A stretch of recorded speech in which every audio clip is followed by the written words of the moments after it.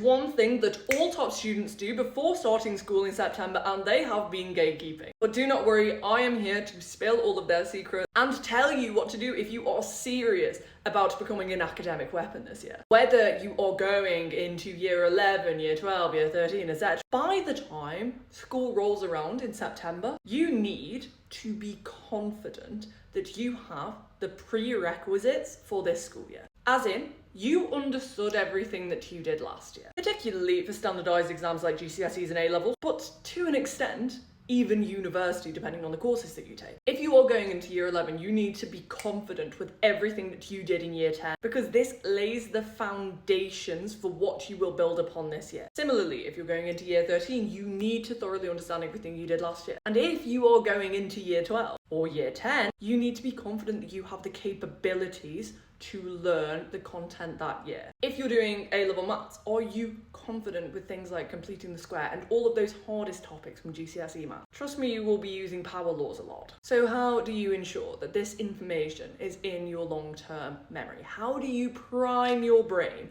for the upcoming school year? You need to get your specification, your syllabus, find the point up to which you have studied, go through it, red, amber, green, checklist it, and make sure you work on anything that you didn't understand last year. Go through your mocks and scrutinise them. Any end of topic tests, any homework, anything you got wrong, make sure that amendments are made before you go back to school. You're going to have to do it at some point anyway, and you have the time now. And you can make sure that you correct any misunderstandings before you go back to school and start learning new things. If you're going into GCSEs or A-levels, make sure that your foundation of knowledge is strong, that your understanding of basic concepts and principles is strong. So if you're going into GCSEs or you're going into A-levels, make sure you already know those things that you know you have already been taught, but that you need to know. I would never recommend teaching yourself something from scratch because there's no point. For example, GCSE English literature, you need to know things like what is a simile, what is a metaphor, what is an adjective, what is a verb. If you're going into A-level history and you know you're going to be doing about Mao's China and you're really interested in it,